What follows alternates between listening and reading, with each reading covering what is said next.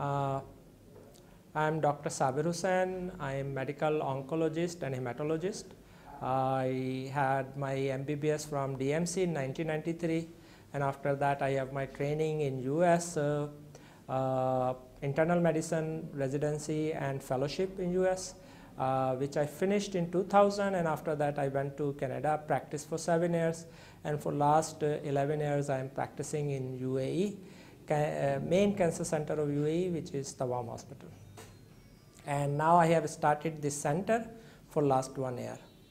तो आज हम डिस्कस करेंगे कि खून की जो कॉमन बीमारियां हैं वो कौन सी हैं.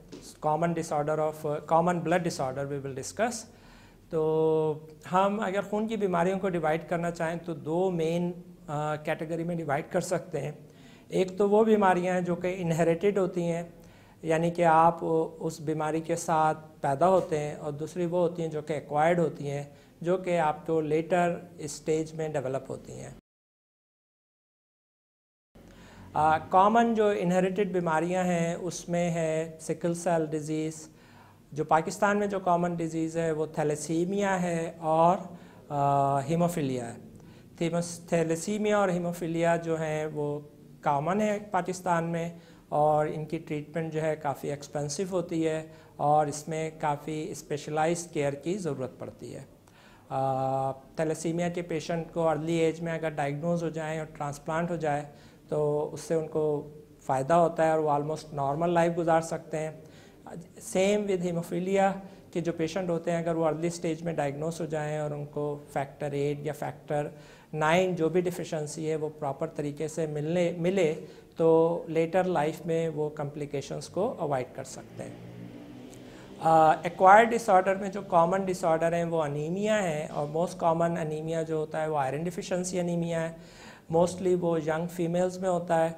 उसके अलावा जो दूसरे कॉमन ब्लड डिसऑर्डर हैं उसमें थ्रोम्बोसाइटोपेनिया है, जिसमें प्लेटलेट कम हो जाती हैं, टेंडेंसी होती है ब्लीड की. उसकी ट्रीटमेंट भी आसानी से हो जाती है अगर प्रॉपर स्पेशलिस्ट के पास या प्रॉपर सेंटर में जाया जाए.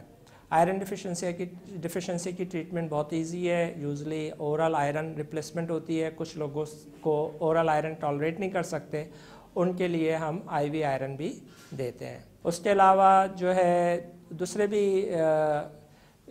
ब्लड डिसऑर्डर हैं जो कि मैलिग्नेंट होते हैं, जो कि बेसिकली कैंसर होते हैं ब्लड के, जैसे लिम्फोमा हो गया, लुकीमिया हो गया.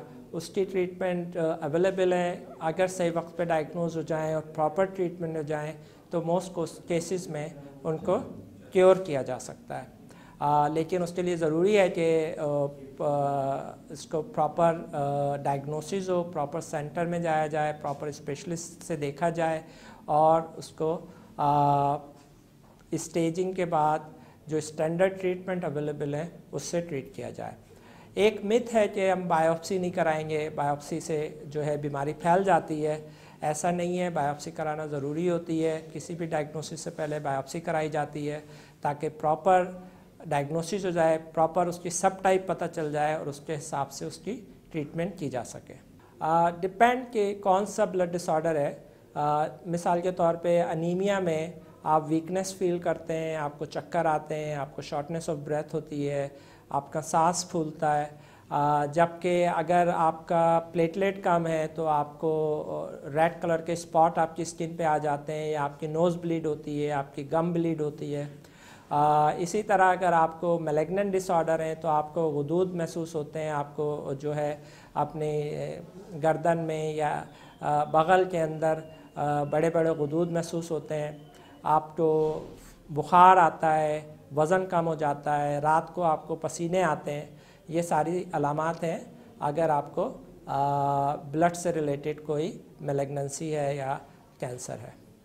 मोस्ट ऑफ द टाइम हमको इसकी कॉजेज़ का नहीं पता होता है. जैसे अभी पहले डिस्कस किया है, कुछ तो इनहेरिटेड होते हैं कि आपका कोई जेनेटिक डिफेक्ट होता है जिसकी वजह से आपका नॉर्मल ब्लड सेल्स नहीं बनते, या नॉर्मल आपके कोगुलेशन के लिए जो फैक्टर रिक्वायर्ड होते हैं वो नहीं बनते.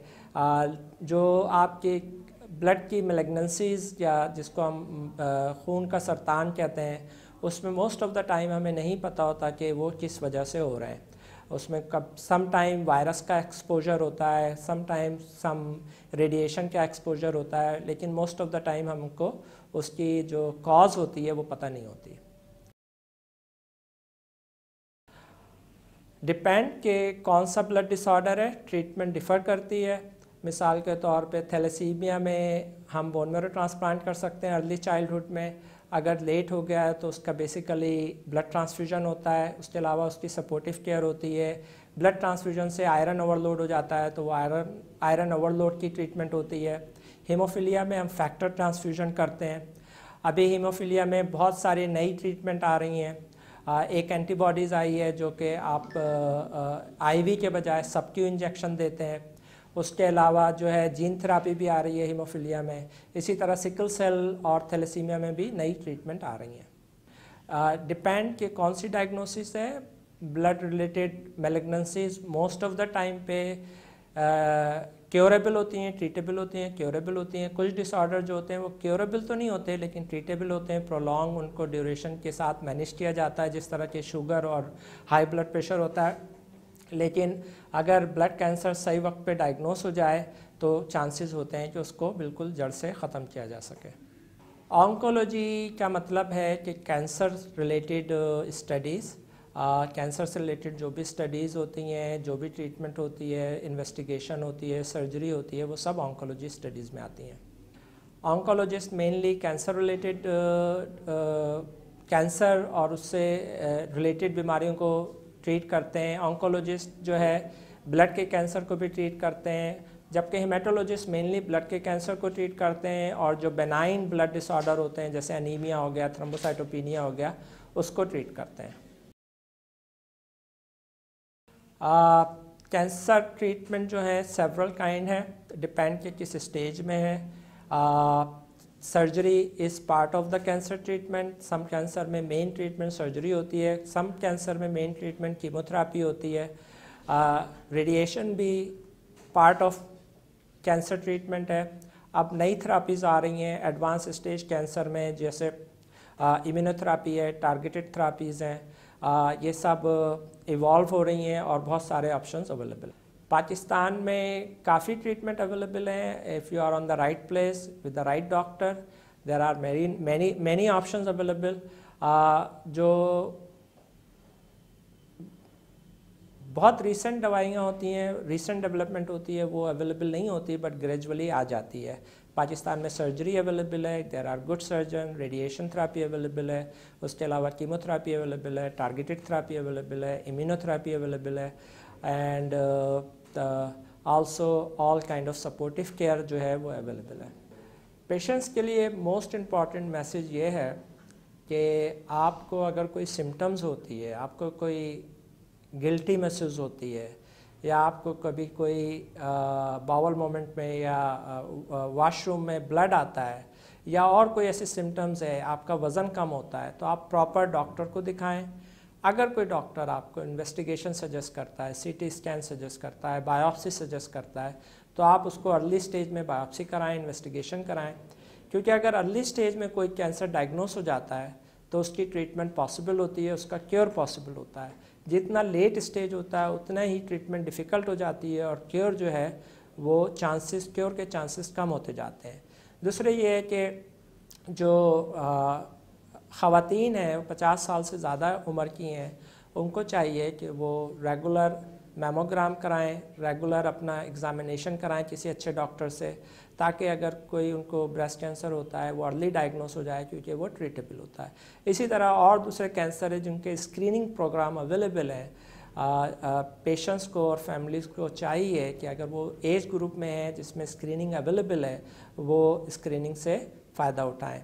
मिसाल के तौर पे अभी जो है लंग कैंसर में नई स्क्रीनिंग की गाइडलाइंस आई हैं स्मोकर्स के लिए, तो चाहिए कि वो अपने डॉक्टर से बात करें और अगर वो उस कैटेगरी में आते हैं, हाई रिस्क कैटेगरी में आते हैं, तो फिर उसकी स्क्रीनिंग कराएं। इसी तरह अगर किसी को हेपेटाइटिस बी या सी है तो उनको चाहिए कि वो फॉलोअप करें अपने डॉक्टर के साथ और लीवर कैंसर की स्क्रीनिंग कराएं। अर्ली स्टेज पे डायग्नोस होता है तो क्योर होने के चांसेस होते हैं।